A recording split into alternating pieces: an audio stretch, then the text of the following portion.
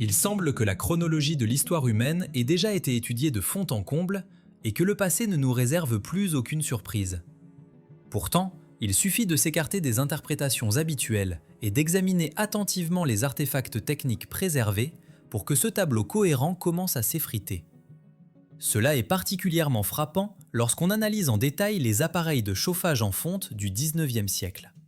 Ces unités, classées aujourd'hui comme de simples poêles à bois ou à charbon, révèlent à y regarder de plus près une série de caractéristiques de conception qui contredisent totalement leur usage officiel.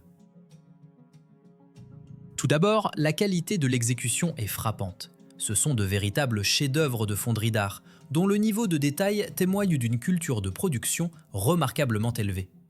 S'il fallait aujourd'hui reproduire de tels objets, il faudrait changer radicalement les processus de fabrication, car les méthodes modernes sont souvent inférieures aux technologies soi-disant arriérées du passé. Mais si l'on met de côté l'esthétique pour aborder ces appareils d'un point de vue strictement technique, une dissonance cognitive insurmontable surgit. La conception de ces poêles entre en conflit direct avec la physique de la combustion des combustibles solides. Le problème clé réside dans les dimensions et la disposition des chambres de combustion. Les portes de chargement du combustible, sur de nombreux modèles, sont si minuscules qu'il est physiquement impossible d'y faire passer une bûche de taille standard. Cela nous oblige à supposer que, s'ils étaient utilisés, c'était avec des copeaux ou du charbon fin. Mais ici se pose la question de l'efficacité. Pour chauffer une pièce spacieuse, et à plus forte raison les salles des anciennes demeures au haut plafond, il faudrait brûler d'énormes volumes de bois. Avec un foyer d'un si petit volume, le chauffeur serait obligé de veiller près du poêle 24 heures sur 24, ajoutant du combustible littéralement toutes les quelques minutes, ce qui semble absolument irrationnel. Une énigme encore plus sérieuse est l'absence ou l'emplacement étrange des systèmes vitaux pour le feu. Le processus de combustion nécessite un apport d'oxygène et une évacuation de la fumée. Pourtant, de nombreux exemplaires antiques manquent totalement de cendriers et de systèmes de tirage. Où passait donc la cendre dans ce cas? Le combustible brûlait-il sans laisser de résidus? Le système d'évacuation des fumées est également déconcertant. Sur certains poêles, les raccords de tuyaux sont situés aux endroits les plus inattendus, en bas ou sur le côté, tandis que sur d'autres, ils sont totalement absents, remplacés uniquement par des grilles décoratives. Utiliser un poêle à bois sans un puissant tuyau d'évacuation dans un espace de vie conduirait inévitablement à l'enfumage et à l'intoxication au monoxyde de carbone. De plus, on trouve souvent sur le corps de ces appareils des régulateurs mécaniques complexes. Des poignées et des mécanismes rotatifs sont situés sur les portes, à la base ou sur le couvercle supérieur. Pour un simple registre ou un tirage, une telle complexité est excessive. On a l'impression que ces boutons ne contrôlaient pas le flux d'air, mais un autre processus plus subtil nécessitant un réglage précis. Certains exemplaires ressemblent même à des dispositifs mobiles et portables que l'on pourrait placer dans une tente ou une calèche. Leur taille est si petite que l'utilisation de combustible solide y devient insensée. La chaleur d'une poignée de charbon ne durerait même pas une demi-heure. Tous ces faits suggèrent que ces appareils ont été créés à l'origine pour fonctionner selon un principe physique totalement différent. Ils n'étaient pas destinés à brûler du bois. Les tuyaux et les modifications artisanales que l'on peut voir aujourd'hui sur les pièces de musée sont très probablement le résultat d'adaptations ultérieures. Les personnes ayant hérité de ces appareils de haute technologie, mais ayant perdu les consommables d'origine, ont été contraintes d'improviser, perçant des trous et adaptant des unités complexes pour une combustion organique primitive. La conception originale impliquait cependant l'utilisation de sources d'énergie compactes, puissantes et propres, qui étaient simplement insérées à l'intérieur et fournissaient de la chaleur sans fumée ni suie. La confirmation de cette hypothèse ne se trouve pas dans les manuels d'histoire, mais directement sur le corps des objets eux-mêmes, où sont moulés des marquages d'usine capables de choquer l'observateur moderne. La clé pour résoudre l'énigme de la fonction de ces étranges appareils se trouve littéralement en surface, moulée dans le métal sur les portes et les panneaux latéraux. Sur de nombreux exemplaires préservés, le mot radium est clairement lisible, et l'on rencontre parfois aussi le symbole internationalement connu avertissant de la radiation, des triangles caractéristiques ou des rayons stylisés divergeant du centre. La présence de tels marquages sur des appareils de chauffage domestique du 19e et du début du 20e siècle semble impensable pour une personne moderne. Pourtant, c'est ce détail qui remet tout en place et explique les bizarreries de conception décrites précédemment. Si l'on suppose que ces poêles ont été conçus à l'origine, non pas comme des chambres pour brûler du bois, mais comme des conteneurs pour loger des éléments combustibles de haute technologie, à base de radium ou d'autres substances radiantes, alors l'absurdité technique se transforme instantanément en un système cohérent et logique. Dans ce contexte, les dimensions microscopiques des foyers deviennent justifiées. Loger une capsule active compacte ne nécessite pas beaucoup d'espace. L'absence de cendrier et de tirage trouve également une explication, car le processus de dégagement de chaleur lors de la désintégration radioactive ou d'une autre réaction de rayonnement ne nécessite pas d'apport d'oxygène et ne laisse pas de montagne de cendres derrière lui. La chaleur est générée par le matériau lui-même, chauffant le corps massif en fonte qui, à son tour, rayonne une chaleur douce et puissante dans la pièce. Cette hypothèse résout brillamment l'une des principales énigmes de l'architecture ancienne, le problème du chauffage des immenses palais, châteaux et cathédrales. Quiconque a visité de tels édifices en hiver sait combien il est difficile de chauffer des salles en pierre avec des plafonds de plusieurs mètres de haut. Les cheminées traditionnelles à foyer ouvert sont catastrophiquement inefficaces dans de telles conditions. Leur rendement tend vers zéro. La majeure partie de la chaleur s'envole par la cheminée avec la fumée et le fort tirage crée des courants d'air constants aspirant l'air déjà chauffé vers l'extérieur. Une personne debout près d'une telle cheminée fait face à un effet désagréable. Son visage est brûlé par la chaleur, tandis que son dos gèle. Chauffer une enfilade de pièces de cette manière en hiver est pratiquement impossible sans détruire des forêts à l'échelle industrielle et sans le travail 24 heures sur 24 d'une armée de chauffeurs. Cependant, si l'on suppose l'utilisation de radiateurs autonomes au radium, le tableau change radicalement. Une telle installation en fonte, chargée d'un élément actif, est capable de fonctionner pendant des mois, voire des années, assurant une température stable sans nécessité d'entretien constant. Les tuyaux que l'on trouve parfois sur de telles conceptions pourraient avoir été destinés non pas à la fumée, mais à l'évacuation de gaz spécifiques libérés lors de la désintégration de l'élément, ou servir de partie d'un système de convection pour la circulation de l'air chaud. C'est très probablement ainsi que le confort était assuré dans les immenses résidences du passé, qui se dressent aujourd'hui comme des monuments froids. Il existe des preuves documentaires confirmant indirectement cette théorie. Par exemple, des cartes postales françaises des années 1910 dépeignent directement des scènes de la vie quotidienne avec des légendes comme « chauffage au radium ». L'histoire officielle interprète cela comme les fantasmes naïfs d'artistes inspirés par la récente découverte des époux Curie. Mais est-il possible que ce ne fussent pas des rêves du futur, mais des croquis sur le vif ou des publicités pour une technologie qui existait réellement ? En faveur de la version de la technologie oubliée, on peut citer la manière dont ces poêles ont été utilisées par la suite. Lorsque le stock d'éléments combustibles d'usine s'est épuisé et que les technologies de leur production ont été perdues ou classifiées, les propriétaires de ces appareils uniques n'ont eu d'autre choix que de les adapter aux combustibles disponibles. Le bois et le charbon sont entrés en jeu, ce pourquoi il a fallu percer des trous de manière artisanale, souder des cheminées et se résigner à une faible efficacité, transformant un appareil de haute technologie en un poêle de fortune ordinaire.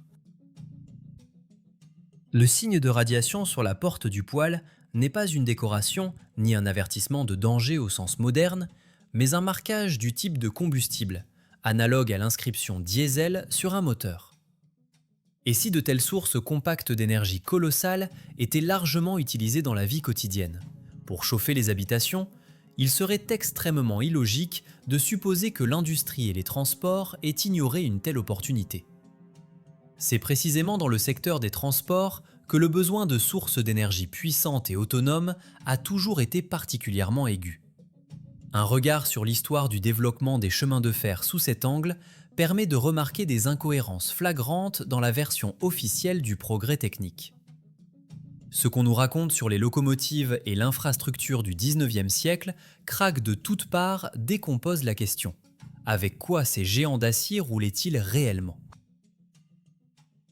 Si l'hypothèse des éléments compacts à haute énergie est correcte pour un usage domestique, ce serait le comble du gaspillage de ne pas utiliser cette technologie dans l'industrie et les transports. C'est ici, dans le domaine des communications ferroviaires, que se révèlent les incohérences les plus massives et flagrantes de la version historique officielle. En regardant le rythme de développement des réseaux de transport à la fin du 19e siècle, il est impossible de se défaire de l'impression qu'il nous manque un élément clé du puzzle pour expliquer l'incroyable efficacité de cette époque. L'exemple le plus frappant est la construction du chemin de fer transsibérien. Selon les données d'archives, la voie ferrée continue de Mias, dans le sud de l'Oural, jusqu'à Vladivostok et Port-Arthur, a été posée en seulement 13 ans et demi, de mars 1891 à septembre 1904. Il s'agit d'une distance de près de 10 000 km, tracée à travers la taïga, les marécages, le pergélisol et la roche. Le rythme moyen de construction était d'environ 740 km par an. Et tout cela, nous assure-t-on, a été réalisé avec un travail manuel primitif, des pelles, des pioches et des brouettes, sans engins de construction routière moderne. Une telle vitesse semble fantastique même pour aujourd'hui, sans parler d'une époque vieille de plus de 100 ans. De tels résultats ne sont possibles que dans deux cas. Soit les bâtisseurs possédaient des technologies supérieures aux nôtres, soit ils ne construisaient pas la route de zéro, mais ne faisaient qu'excaver et restaurer des voies déjà existantes d'un ancien réseau mondial. Cependant, le dispositif technique lui-même, pour lequel ces voies ont été posées, la locomotive à vapeur, soulève encore plus de questions. En étudiant attentivement la conception d'une locomotive classique de cette époque, on est frappé par sa complexité technique. Ce n'est pas juste un poêle sur roue, mais un agrégat thermodynamique extrêmement complexe, enchevêtré de milliers de tubes, vannes, manomètres et régulateurs. La structure interne d'une locomotive à vapeur rappelle étonnamment le schéma de fonctionnement de la centrale électrique d'un sous-marin nucléaire moderne. Le principe de fonctionnement est similaire. Une source de chaleur chauffe l'eau, la transformant en vapeur à haute pression qui effectue un travail mécanique. La seule différence est que sur un sous-marin, l'eau est chauffée par un réacteur à uranium fissile, alors que dans une locomotive à vapeur, comme on le croit communément, c'est par la combustion de bois ou de charbon. Et ici surgit la principale contradiction logique, le décalage entre le niveau de complexité extrêmement élevé de la machine elle-même et la nature primitive du système de stockage de son combustible. Si la locomotive est le sommet de la pensée technique, nécessitant pour son pilotage des spécialistes qualifiés ayant des connaissances approfondies en physique et en mécanique, alors pourquoi l'infrastructure pour son ravitaillement semble-t-elle si archaïque ? Regardez comment le charbon est stocké dans les gares, d'énormes tas à ciel ouvert, exposés à la pluie et à la neige. En prenant l'humidité, le charbon perd non seulement son pouvoir calorifique, mais commence aussi à pourrir, à chauffer et souvent à s'enflammer spontanément. Il est impossible d'éteindre de tels terrils fumants avec de l'eau. On les étale simplement au bulldozer en attendant qu'ils se consument. La situation avec le bois est encore plus lamentable. Sous l'influence des précipitations, il pourrit et s'humidifie, devenant pratiquement impropre à une production de vapeur efficace. Les concepteurs qui ont créé une machine aussi parfaite que la locomotive à vapeur ont-ils échoué à imaginer un simple abri pour le combustible ? Ou est-ce parce qu'initialement, ces locomotives n'étaient pas du tout destinées à brûler du charbon et du bois ? Cette hypothèse est confirmée par l'attitude envers un autre composant de la traction, l'eau. Contrairement aux dépôts de charbon, les châteaux d'eau de cette époque représentent de véritables œuvres d'art architecturales. Ils étaient construits en briques de haute qualité, ornés d'éléments de décor complexes, investissant des fonds énormes dans l'esthétique et la durabilité. Ces temples de l'eau se dressent encore aujourd'hui, frappant par leur monumentalité. Ce respect pour l'eau et ce mépris total pour le charbon suggèrent que l'eau était le fluide de travail principal, et le charbon seulement un remplacement ultérieur, forcé et extrêmement inefficace de la véritable source de chaleur. Il est fort probable qu'à l'origine, on plaçait dans le foyer de la locomotive ce fameux élément hypothétique, une cartouche conditionnelle au radium ou une autre substance active. Elle assurait un chauffage stable et puissant de l'eau, sans fumée, sans suie et sans la nécessité de traîner derrière soi un tender avec des tonnes de combustible sale. Cela explique à la fois la complexité de la conception, la propreté des gares sur les vieilles photographies et l'absence d'infrastructures charbonnières développées au début de l'exploitation ferroviaire. Lorsque la ressource des éléments de haute technologie s'est épuisée et que la technologie de leur production a été perdue, l'humanité a dû convertir ces machines complexes à une alimentation de fourrage, en y brûlant des forêts et des ressources du sous-sol, se résignant à une chute monstrueuse du rendement. Les technologies existaient, l'infrastructure fonctionnait impeccablement, assurant des déplacements bon marché et rapides. Mais à un moment donné, une rupture s'est produite et le mouvement perpétuel a dû être alimenté au bois. Pour comprendre où a disparu cette mystérieuse source d'énergie et pourquoi le mot radium est aujourd'hui associé exclusivement au danger, il est nécessaire d'examiner l'histoire de sa découverte officielle. Et là, en plongeant dans les biographies des célèbres découvreurs, la version officielle commence à ressembler moins à une chronique scientifique qu'à un roman policier mal ficelé avec des éléments de mystification. Le programme scolaire et la littérature populaire nous peignent une image douloureusement romantique, mais totalement invraisemblable, de la découverte du radium. On nous raconte l'histoire touchante des époux Pierre et Marie Curie qui, pauvres enthousiastes, travaillaient dans un hangar percé avec un sol en terre battue. Selon cette légende, ils traitaient le minerai à main nue, dans de simples bassines et chaudrons poussés uniquement par un pur intérêt scientifique, et ont finalement, au prix de leur propre santé, offert au monde un nouvel élément. Cependant, il suffit de comparer ce beau mythe avec les chiffres secs des rapports de production et de la documentation financière de l'époque pour qu'il devienne évident. La version officielle ne résiste à aucune critique et ressemble davantage à une opération de couverture pour quelque chose de bien plus vaste. Tournons-nous vers la physique et la logistique du processus. Pour obtenir un seul gramme de radium pur, il est nécessaire de traiter des volumes colossaux de matières premières. La chaîne technologique nécessite des centaines de citernes d'eau, 5 wagons de divers réactifs chimiques, une centaine de wagons de charbon pour maintenir les régimes de température et surtout des dizaines de tonnes de minerai d'uranium, pechblende. Imaginez que 2 personnes, même géniales, aient pu organiser et mener un tel processus dans les conditions artisanales d'un hangar est physiquement impossible. C'est le niveau d'une production industrielle sérieuse, nécessitant d'énormes injections financières et une logistique complexe. C'est ici qu'entrent en scène les véritables curateurs de ce projet, dont les noms restent généralement dans l'ombre. On sait que le minerai d'uranium pour les expériences des Curie a été fourni par le gouvernement autrichien, avec l'aide du président de l'Académie des sciences. Mais ce n'était qu'une partie des ressources nécessaires. Le principal sponsor, qui a payé les 10 autres tonnes de minerai et les dépenses annexes, était le baron Edmond de Rothschild. La participation d'une figure d'une telle envergure, représentant de l'un des clans les plus riches et les plus influents de la planète, change complètement le tableau. Les banquiers du niveau des Rothschild n'investissent jamais de fonds dans des fantaisies scientifiques abstraites sans garantie de résultat. Très probablement, le baron savait parfaitement ce qu'il fallait chercher. On a l'impression que la tâche des époux Curie ne consistait pas du tout à découvrir quelque chose de nouveau, mais à restaurer la technologie perdue de production de ce fameux carburant du passé, sur lequel fonctionnaient tant les poêles éternels que les locomotives. Les élites tentaient de reprendre le contrôle de la source d'énergie de la civilisation précédente. L'aspect biologique de cette histoire soulève encore plus de questions, car elle contredit totalement les conceptions modernes de la maladie des rayons. On nous dit que les découvreurs ont payé de leur vie leurs expériences, mais les faits disent le contraire. Pierre Curie n'est pas mort de radiation. Sa vie s'est terminée tragiquement et de manière assez suspecte sous les roues d'une calèche à chevaux, quelques années seulement après avoir reçu le prix Nobel.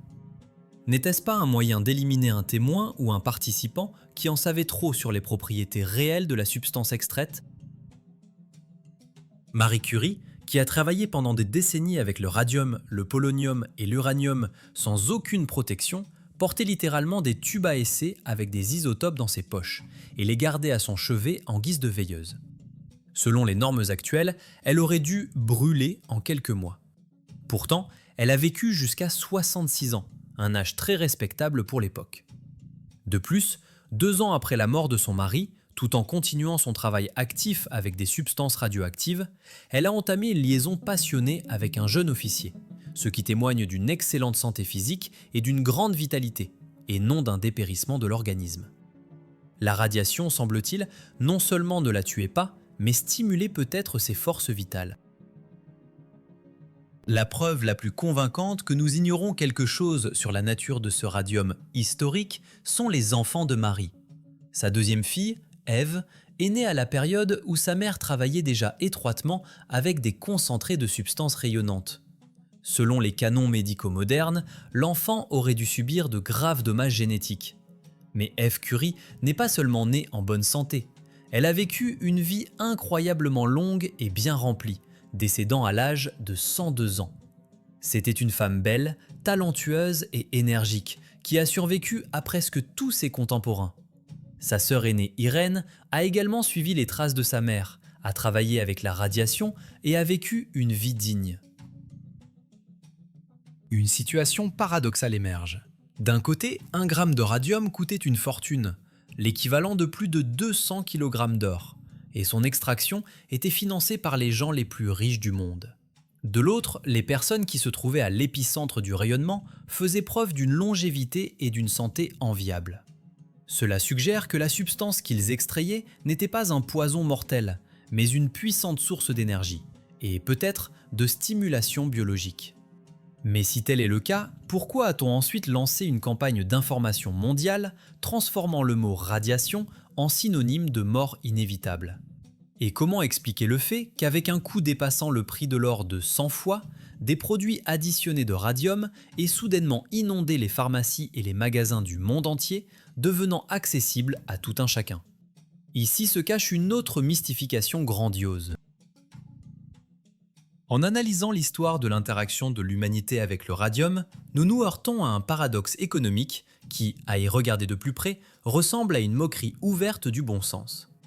Cette contradiction est si flagrante qu'elle est capable à elle seule de détruire la version officielle des événements. Rappelons les faits bruts. L'extraction du radium était un processus d'une complexité et d'un coût incroyables. La valeur marchande d'1 gramme de cette substance au début du XXe siècle équivalait au coût de plus de 200 kg d'or pur.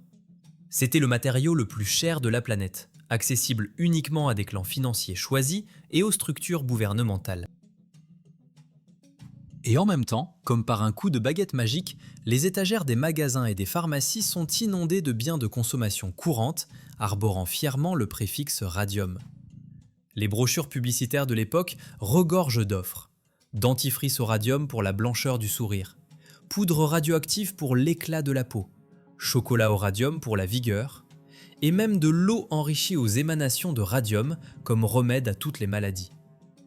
Il existait des distributeurs domestiques spéciaux, les Revigators, qui saturaient prétendument l'eau potable d'énergie curative à domicile. Ici surgit un problème arithmétique élémentaire qui n'a pas de solution dans le cadre de l'histoire officielle. Comment une substance dont le gramme coûte une fortune a-t-elle pu se retrouver dans un tube de dentifrice coûtant quelques pièces? Si les fabricants y ajoutaient vraiment du radium pur, le prix d'une telle pâte dépasserait le budget d'une petite ville. S'ils y mettaient des doses microscopiques, homéopathiques, alors il ne pouvait y avoir aucun effet physique, ce dont la publicité se vantait. De cette impasse, il n'y a que 2 sorties logiques. Première option, c'était une escroquerie marketing grandiose, comparable aux nanotechnologies modernes dans les cosmétiques.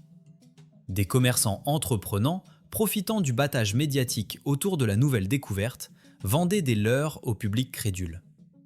Au lieu du précieux radium, on ajoutait à la composition des luminophores bon marché, ou au mieux des sels de thorium valant des centimes, et d'autres éléments moins actifs pour créer une apparence de science. Les gens payaient pour un beau nom sans recevoir ni le bénéfice promis, ni de réel préjudice, à part le vidage de leur portefeuille. La deuxième option est beaucoup plus sinistre et implique l'existence d'une stratégie à long terme pour discréditer la source d'énergie. Peut-être les élites, réalisant le potentiel des technologies au radium, ces fameux poêles et moteurs éternels, ont-elles décidé de les cacher aux grandes masses. Mais on ne pouvait pas simplement interdire ce dont tous les journaux parlaient. Par conséquent, une opération de désacralisation puis de diabolisation de la substance a été lancée. D'abord, on a fait du radium une risée et un jouet domestique, rabaissant une grande technologie au niveau d'un remède contre les corps et d'une crème pour le visage. Et ensuite, quand le marché a été saturé de ces marchandises douteuses, le balancier a été poussé dans la direction opposée. Une campagne d'information a commencé, basée sur des tragédies réelles ou fabriquées. L'histoire des Radium Girls, qui peignaient des cadrans de montres et ont contracté de graves maladies, a été diffusée avec une portée maximale. Soudainement, le rayon vivifiant a été déclaré tueur invisible. Cela a permis d'introduire une réglementation étatique stricte, de confisquer tous les stocks libres de substances radioactives et de monopoliser ce domaine sous prétexte de sécurité publique. L'effet psychologique a été atteint brillamment. Chez le citoyen moyen, un réflexe conditionné s'est développé. Le mot radiation est devenu synonyme de dépérissement douloureux et d'une issue fatale inévitable. La peur a paralysé tout désir des chercheurs indépendants de travailler dans cette direction. Qui, sain d'esprit, construirait dans son garage un générateur basé sur ce qui, selon la croyance générale, tue tout ce qui vit? Ainsi, l'humanité a volontairement renoncé à la recherche de sources d'énergie autonomes, revenant à la combustion des hydrocarbures et devenant dépendante des approvisionnements centralisés en carburant. Mais la nature de ce phénomène est-elle aussi univoque qu'on nous l'a inculqué au milieu du XXe siècle? Tout rayonnement ionisant n'apporte-t-il vraiment que la destruction des tissus biologiques? Les observations de la nature et certains paradoxes historiques forcent à douter de ce dogme. Il existe des faits que la science préfère ignorer, car ils rayent complètement l'image du monde créé où la radiation est le mal absolu. Peut-être avons-nous simplement désappris à distinguer deux types fondamentalement différents du même phénomène. Le paradigme moderne de perception de la radiation repose sur une affirmation sans équivoque. C'est la mort invisible, détruisant la structure même de l'ADN, provoquant des mutations et des maladies incurables. Le compteur Geiger, émettant un crépitement alarmant, est devenu pour nous le messager de l'apocalypse. Cependant, si l'on rejette les peurs ancrées dans le subconscient et que l'on se tourne vers la réalité objective, vers l'observation de la nature vivante et les faits que la science préfère passer sous silence avec honte, un tableau complètement différent s'ouvre. Nous sommes confrontés à une incompréhension fondamentale ou à une distorsion intentionnelle de la physique même de ce processus. Tout indique qu'il existe deux types de rayonnements fondamentalement différents, que nos instruments primitifs enregistrent de manière identique, mais dont l'impact sur les organismes biologiques est diamétralement opposé.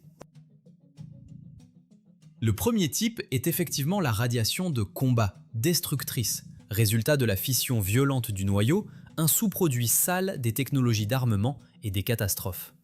Mais il existe aussi un second type, le rayonnement naturel ou technologiquement ordonné, qui, à en juger partout, n'est pas un ennemi, mais un puissant catalyseur des processus vitaux et une source idéale de chaleur. Le meilleur terrain d'essai pour vérifier cette théorie est devenu la zone d'exclusion de Tchernobyl. Selon les prévisions des experts faites immédiatement après l'accident, ce territoire devait se transformer en un désert radioactif brûlé où la vie serait impossible pendant des siècles. Les scientifiques peignaient des tableaux terribles de mutants et de forêts mortes. La réalité, 3 décennies plus tard, a plongé le monde scientifique dans un choc qu'ils essaient de ne pas ébruiter. La zone d'exclusion s'est transformée en l'une des réserves naturelles les plus riches et les plus prospères du continent. Là où les dosimètres s'affolent, on observe une véritable explosion biologique. Les populations de loups, d'élans, de cerfs et de sangliers ne se sont pas seulement rétablies. Elles dépassent de plusieurs fois les indicateurs des forêts propres. Des espèces rares y sont revenues, comme la cigogne noire ou le cheval de Przewalski. Les animaux ont l'air en bonne santé, actifs, produisent une progéniture nombreuse et forte, sans aucun signe de difformité génétique. La végétation reprend les villes avec une vitesse incroyable. Les arbres poussent plus vite et plus puissamment. On a l'impression que le fond de radiation élevé agit sur la biosphère comme un élixir de vie, accélérant le métabolisme et renforçant la régénération, dès que le principal facteur destructeur, l'homme, a été retiré de l'équation. Un phénomène analogue, détruisant le dogme officiel, est observé au Japon. Les personnes ayant survécu au bombardement atomique d'Hiroshima et de Nagasaki, connu sous le nom de Hibakusha, selon la logique du modèle linéaire sans seuil, auraient dû s'éteindre dans la souffrance. Cependant, les statistiques montrent l'inverse. Parmi ce groupe, on observe un pourcentage anormalement élevé de centenaires. Leurs enfants et petits-enfants sont nés en bonne santé, contrairement à toutes les prévisions effrayantes des généticiens. Cela oblige à supposer qu'une exposition de courte durée à un puissant flux d'énergie, si elle ne tue pas instantanément par choc thermique, peut déclencher dans l'organisme des réserves cachées de récupération. Tout cela nous amène à penser que les technologies du passé, ces fameux poêles et cheminées marqués radium, utilisaient précisément ce spectre blanc de rayonnement. Les ingénieurs de cette époque savaient extraire de la substance une énergie thermique pure, qui était sans danger pour l'homme. C'était une chaleur douce, réchauffante, semblable à la lumière du soleil, qui est aussi, en essence, une radiation. Ces fameuses eaux et cosmétiques radioactifs du tournant du siècle fonctionnaient peut-être vraiment et soignaient tant que la technologie était correcte. La publicité ne mentait pas, elle décrivait simplement des effets que nous avons perdus aujourd'hui.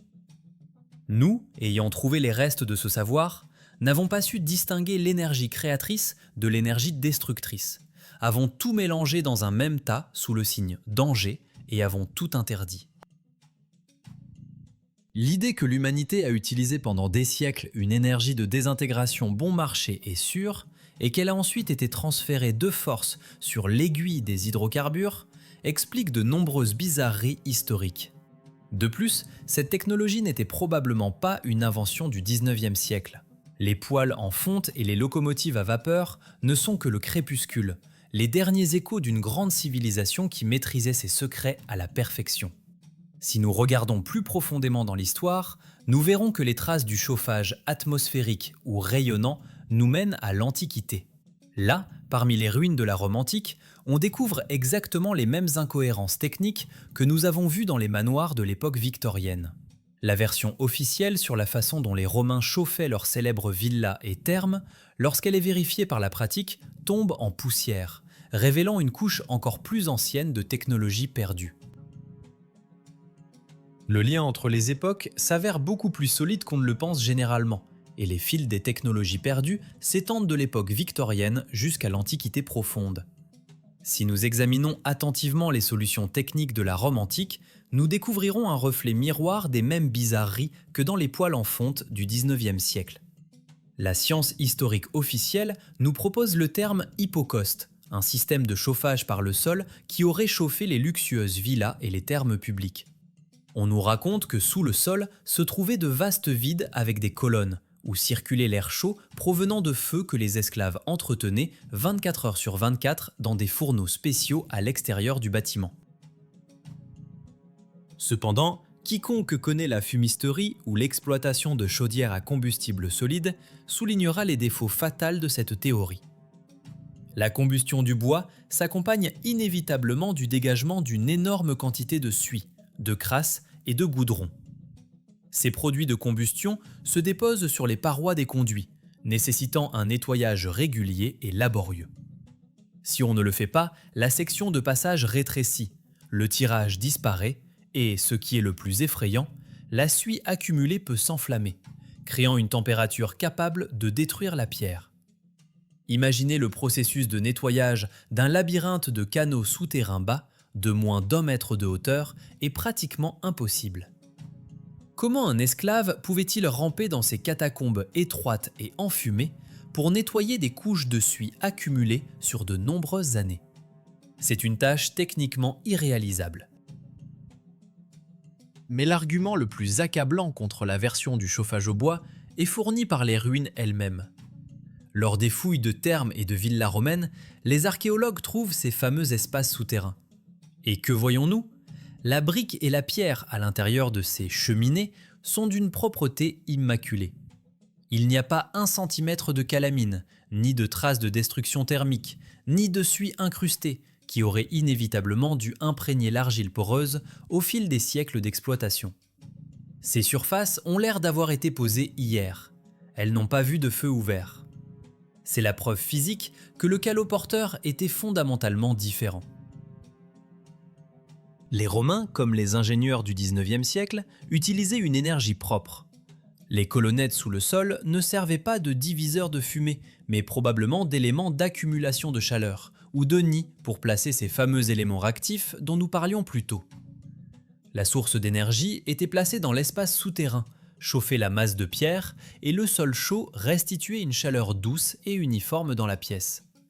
Sans fumée, sans monoxyde de carbone, sans la nécessité d'abattre les forêts autour de la ville et d'entretenir une armée de chauffeurs. C'était une technologie assurant un confort autonome pour des décennies avec un seul chargement. Ainsi, se dessine devant nous un tableau complet d'une dégradation technologique mondiale. Nous vivons sur les ruines d'une civilisation qui possédait le secret de l'obtention d'une énergie bon marché, voire gratuite. Que ce soit les villas romaines ou les immeubles de rapport de Saint-Pétersbourg du XIXe siècle, le principe était le même. Les bâtiments étaient conçus pour des sources de chaleur autonomes ne nécessitant pas de raccordement au réseau. Les immenses fenêtres, les hauts plafonds, l'absence de sas d'entrée dans les vieux bâtiments, tout cela était calculé pour un flux de chaleur puissant et constant qu'il n'était pas nécessaire d'économiser. Cependant, une certaine panne mondiale, une catastrophe ou un redécoupage du monde s'est produit, à la suite duquel l'élément clé de la technologie, le carburant lui-même, a été confisqué, interdit ou perdu. Les magnifiques systèmes d'ingénierie se sont transformés en décors inutiles. Les héritiers de la grande époque ont dû s'adapter à la dure réalité. Percer les murs pour des cheminées, installer des tuyaux hideux, combler de terre les systèmes souterrains uniques et passer à la combustion primitive de matière organique. Le plus triste dans cette histoire est l'aspect économique. La transition des sources autonomes éternelles au carburant combustible a marqué le début de l'ère de l'esclavage énergétique. Il est impossible de mettre un compteur sur le processus de désintégration atomique ou le fonctionnement d'un condensateur éthérique. Mais il est très facile de vendre aux gens du charbon, du bois, du gaz et de l'électricité, en les obligeant à payer pour chaque kilowattheure de chaleur. C'est peut-être précisément pour cela que les technologies radium ont été si soigneusement discréditées puis effacées de la mémoire, remplacées par des comptes sur des feux de camp sous le plancher et des poêles primitifs. En conclusion, il convient de dire une chose. Le monde qui nous entoure est plein de témoins muets d'un autre passé. Ils se tiennent dans les rues de nos villes, dans les musées, dans les gares et dans les anciens domaines. L'histoire officielle tente de jeter sur eux un voile d'explications habituelles, mais ce tissu craque aux coutures au moindre contact de la logique. Il suffit d'arrêter de prendre pour argent comptant les textes des manuels et de commencer à regarder les choses de ses propres yeux, en posant des questions d'ingénierie inconfortables. Les détails que nous avons l'habitude de ne pas remarquer, la propreté de la brique, l'absence de cheminée, le signe étrange sur la porte, sont capables de détruire la fausse image du monde et d'ouvrir la porte à la compréhension de qui nous étions vraiment et de ce qu'on nous a pris. La vérité n'est pas cachée derrière cette sceau, elle gît juste devant nous, attendant celui qui osera la voir.